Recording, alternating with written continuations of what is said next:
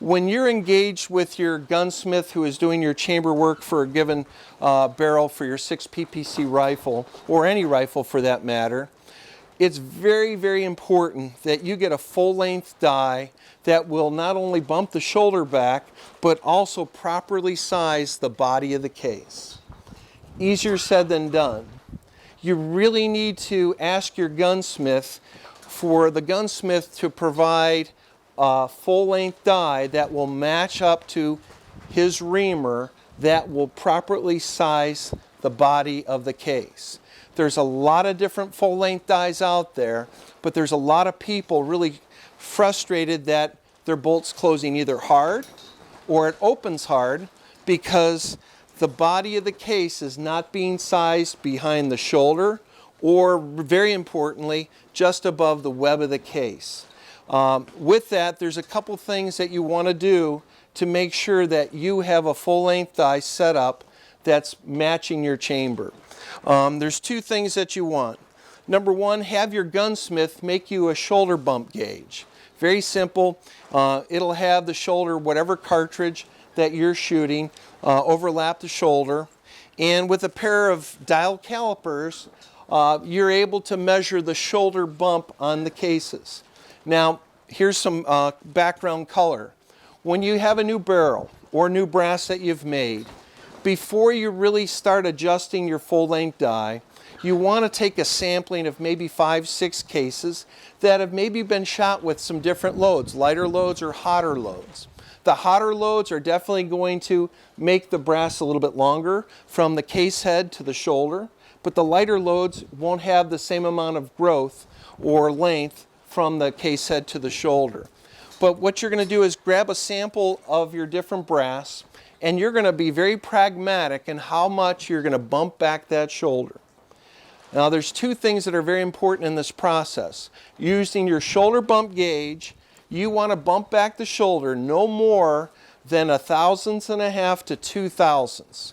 What we're looking for is on your rifle, with a fire control remove, please, is you want to take an empty case without any type of, certainly, powder primer, and with your just your empty bolt, you want to be able to close the bolt without much resistance, just a gentle 1-finger close.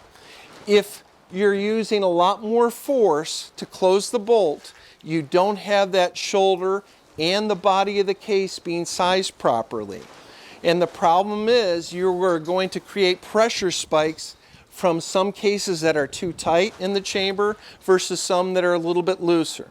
The goal that you want is to have that bolt closed with 1 finger, but you want it to be held inside the chamber adequately. The thing you absolutely want to avoid is oversizing, where you're bumping the shoulder so far back that your bolt falls not only on the size case, but the litmus test is whether you can move the bolt when it's already closed backwards and forwards. If you can move the bolt just a little bit backward and forward with a size case in your chamber, you've pushed the shoulder too far back. And the rifle will not shoot well, and you're also really hurting the life of the brass because you're constantly fire forming because that case has been oversized and it's too small for your chamber. The other thing that you want to do is, after you've bumped back the shoulder, you want to look at how much you're really sizing that piece of brass. There's 2 metrics here that you want. Number 1, we're looking at bumping that shoulder back, which shows you how the bolt closes. The other metric is that full-length die has to be just tight enough that it's sizing the back end of the case. And a lot of people today have a bad marriage of full-length die versus their chamber. They think that the brass is problematic or there's an issue with the case, and really the problem for a lot of people that are experiencing double clicking or hard to open bolts is not the brass, it is they have a full-length die that is not tight enough where it's not sizing the back end of the case. Here's a good thing that you can use as a test to see if the full-length die you have is working well. Take your dial caliper on a case that's been fired but not sized. Take your dial caliper slightly below the shoulder and lock in your caliper. Then take your case, run it through your full-length die, so you're bumping the shoulder back and you're also sizing the body of the case down.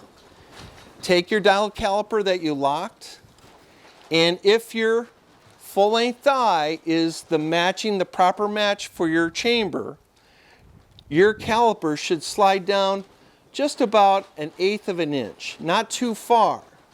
If your caliper is not sliding down the body of the case below the shoulder junction, your full-length die most likely is not tight enough to size the case properly, because that is going to transition into the back part of your case, and that's really where a lot of problems are found, where the back of the case is not being sized enough.